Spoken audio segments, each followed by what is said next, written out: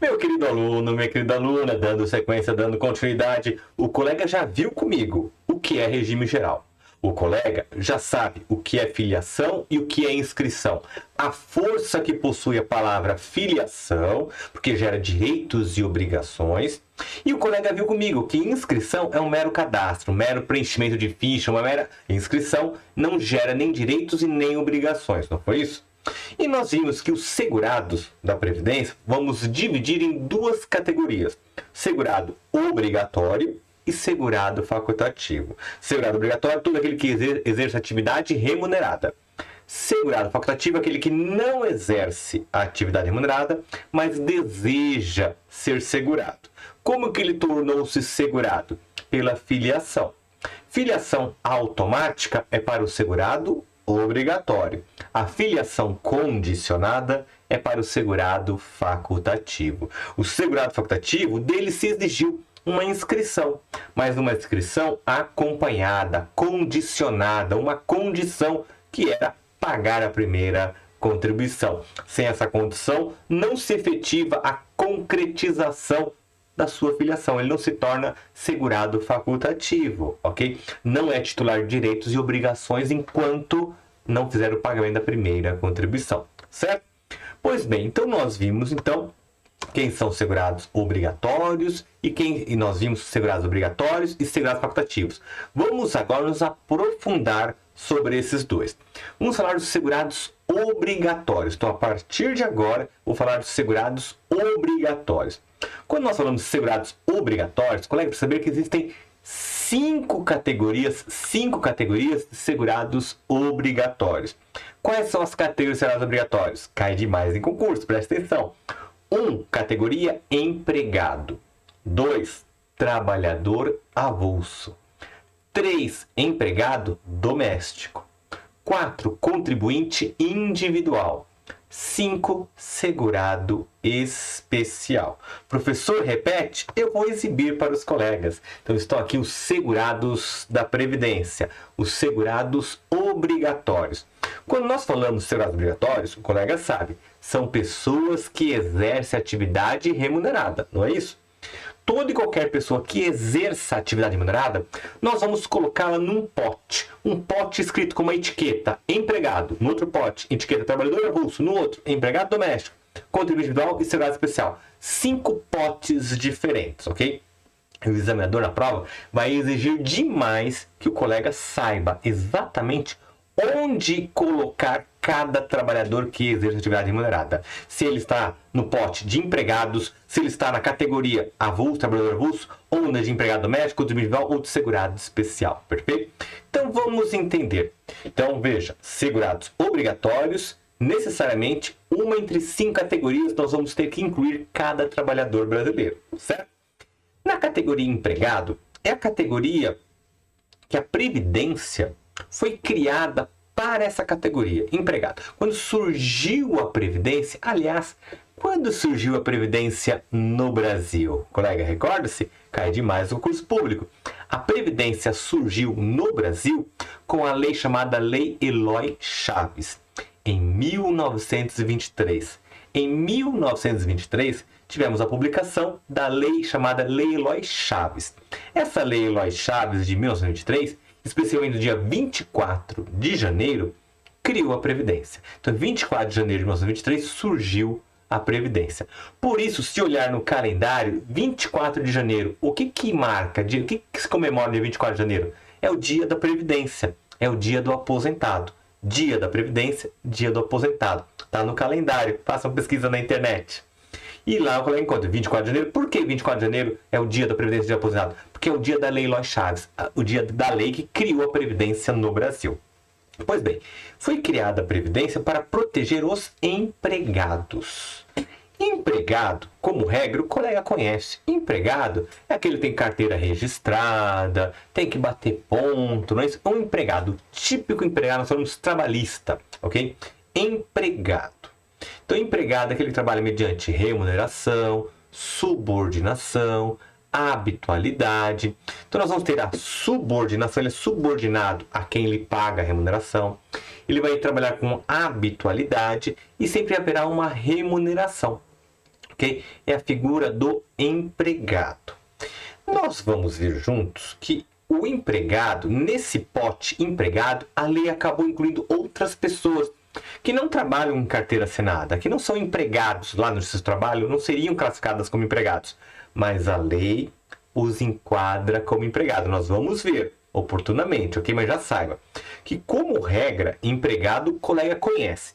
Então, quem trabalha numa loja, vendedor numa loja, ele é empregado daquela loja, ok? Quem é balconista da loja? Ele é balconista, é empregado, né, daquela loja, então empregado, certo?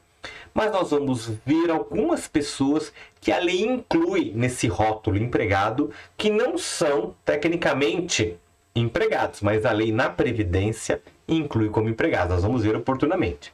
Pois bem, então nós temos a figura do empregado. E para empregado, essa categoria é a categoria para a qual surgiu a Previdência. Se a Previdência surgiu pensando no empregado, significa que quem estiver nessa categoria empregado, ok? Ele terá direito a qualquer espécie de benefício previdenciário. Então, quem está na categoria empregado, ele consegue ter acesso a qualquer espécie de benefício previdenciário, ok? Então, se nós falarmos um benefício previdenciário, nós vamos falar, salário e maternidade, o empregado poderá ter, ok? Poderá. Se falar um benefício, aposentadoria por idade, o empregado poderá ter. Benefício previdenciário, auxílio acidente, empregado poderá ter, ok? Então, o empregado é aquele que, qualquer questão que diga, quem tem direito ao auxílio acidente? E vai constar alternativas com esses nomes. O colega tem que saber, olha, a alternativa que tem empregado, essa é, o colega vai ter que assinalar. Óbvio que vai ter outros, o colega vai ter que saber, mas o empregado sempre tem direito a qualquer espécie de benefício, porque a Previdência foi criada para ele, ok? Surgiu com ele. Com o passar do tempo que foram criando outras categorias que passaram a ter acesso também à Previdência, certo? Então fique com essa primeira observação. Categoria empregado, ele tem acesso a qualquer benefício previdenciário que a gente estude, que a gente veja, o empregado terá direito, ok? Depois do empregado, vamos ver a categoria trabalhador avulso. Trabalhador avulso. Essa categoria, trabalhador avulso, é uma categoria que a Constituição Federal, no artigo 7º, inciso 34, Constituição Federal, artigo 7º, inciso 34, garante ao trabalhador avulso os mesmos direitos que o empregado possui. Então, a lei tem que garantir os mesmos direitos ao trabalhador avulso que possui o empregado. E se a Constituição manda que a lei tem que garantir os mesmos direitos do trabalhador avulso, na Previdência, isso se observa na lei. Qualquer benefício que o empregado tem direito, o trabalhador avulso tem direito. O que isso significa? Que na Previdência, tanto o empregado quanto o trabalhador avulso, os dois têm acesso a todas as prestações previdenciárias, ok? Eu não estou falando que eles podem acumular, receber todas simultaneamente. Não. Porque existem benefícios, nós vamos ver, por auxílio acidente. Não é qualquer categoria que tem acesso a esse benefício. Mas sem saber quem tem direito, o colega já sabe, olha, o empregado tem direito, porque ele tem direito sempre a qualquer que seja o benefício que o examinador pergunte, quem tem direito, o empregado tem direito. Quem mais sempre tem direito? Também o trabalhador avulso, ok? Então, o empregado, trabalhador avulso, sempre tem direito, ok? Depois nós vamos ter o empregado doméstico. Empregado doméstico, o colega conhece. Nós vamos ter quem exerce atividade, né, mediante remuneração numa residência. Então nós vamos estudar que tem que exercer atividade mais que 2 dias na semana, vamos ver direitinho. Mas o empregado doméstico, ele não tem todos os direitos que tem um empregado e trabalhador avulso. Não tem, ele tem menos direitos na Previdência. Ele não consegue ter acesso a todas as espécies de benefícios previdenciários que existem. Por exemplo, o empregado doméstico não tem direito à aposentadoria especial. Existe uma aposentadoria chamada aposentadoria especial. O empregado doméstico não tem esse direito. O empregado doméstico ele tinha menos direitos antes do ano de 2015. Tinha bem menos direitos. Mas no ano de 2015, nós tivemos uma emenda constitucional, emenda número 72, e uma lei complementar 150, de 2015, que ampliou o direito dos empregados domésticos na Previdência. E nessa ampliação, os empregados passaram a ter empregados domésticos mais direitos, mas ainda não estão em igualdade com o empregado e com o avulso, ok? Estão um degrau abaixo ainda, perfeito? Mas sabe, o empregado doméstico já tem mais direitos do que tinha antes do ano de 2015, perfeito? Então ele já tem mais direitos do que tem antes de 2015. Então até é interessante, se o colega pegar questões na internet, quais direitos tem o empregado doméstico na Previdência? Se a questão é antes de 2015, é diferente da resposta depois de 2015, ok? Por exemplo, auxílio acidente. Esse benefício auxílio acidente, o empregado doméstico não tinha direito antes do ano de 2015. Aí, por força da Lei Complementar 150 de 2015, passou a ter direito ao auxílio acidente. Mas não tem direito, por exemplo, à aposentadoria especial. Esse benefício ele não tem direito, ok? Depois vamos ao contribuinte individual. Contribuinte individual é o autônomo. Colega, quando pensar em contribuinte individual, pense no autônomo, quem trabalha por conta própria. Quem trabalha por conta própria está aqui como contribuinte individual. Contribuinte individual tem direito à previdência? Tem, mas bem menos. Bem menos do que o empregado e do avulso. Bem menos. Por exemplo, contribuinte individual não tem direito a auxílio acidente. Esse benefício chamado auxílio acidente, o contribuinte individual não tem direito. Também não tem direito, por exemplo, a salário família. Existe o benefício previdenciário chamado salário família. O contribuinte individual não tem direito a esse benefício, não tem direito, ok? Depois, por fim, nós vamos ter a quinta categoria de segurados obrigatórios, que é o segurado especial. Segurado especial, ele tem direito a um plano básico de previdência. Plano básico de previdência. Então, o segurado especial ele tem direito a poucos benefícios e os benefícios que ele tem direito, por regra, é de um salário mínimo. Um salário mínimo. Ele tem direito a um benefício chamado auxílio acidente, que é de meio salário mínimo. Então, a regra são benefícios de um salário mínimo, mas tem um benefício que ele recebe de meio salário mínimo, que é o auxílio acidente. Ele não tem direito a muitos benefícios, são poucos, ok? E os benefícios que ele tem direito é de um salário mínimo, menos o auxílio acidente, que é de meio salário mínimo, ok? Então, nós vamos ter que muitas aposentadorias, o segurado especial não tem acesso. A chamada aposentadoria por tempo de contribuição, segurado especial não tem direito a essa espécie de aposentadoria, ok? Então, nesse primeiro momento, o que eu quero que o colega preste atenção? Muitas questões serão feitas para dizer, esse trabalhador, ele é empregado, avulso, doméstico, individual ou especial? Para o colega enquadrar onde ele está situado. Nós vamos ver. E outro tipo de questão, o examinador vai dar um benefício e falar quem é que tem direito a esse benefício. E o colega já tem uma carta na manga. Que o colega, sempre o empregado tem direito e o trabalhador avulso tem direito. O doméstico, o individual e o especial, aí nós vamos ter que estudar, ok? Quais eles têm direito e quais eles não têm direito, ok? Mas esses dois, então não vai ter uma questão que diga que estará certa, dizendo só o empregado tem direito ao auxílio acidente. Não. E o avulso? Só o avulso terá direito ao auxílio acidente? Não. E o empregado? Então, necessariamente, tem que ser uma questão que contemple os dois, necessariamente. Ok? Perfeito? E mais alguém, perfeito? Que aí esse outro alguém nós vamos ter que estudar, vamos ver oportunamente, certo? Então, o que nós vimos aqui, meus amigos? Segurados obrigatórios e facultativos. Segurados obrigatórios exercem atividade remunerada e se enquadram em uma entre 5 categorias. Empregado, avulso, doméstico, contribuinte individual e segurado especial, ok? Nós vamos começar falando já do segurado categoria empregado, ok? A categoria empregado, ela dificilmente o colega vai errar o tipicamente empregado, ok? Qualquer um que eu diga que seja tipicamente empregado, ok? Que o examinador diga numa questão, né? O colega vai saber, não, isso aqui é um empregado, a gente vê dia a dia, é empregado da empresa, tranquilo. Agora nós vamos ver certas situações que o colega tem que se atentar. Então, primeira delas, é segurado na categoria empregado aquele que presta serviço de natureza urbana ou rural. Então, não só na esfera urbana, mas também na esfera rural.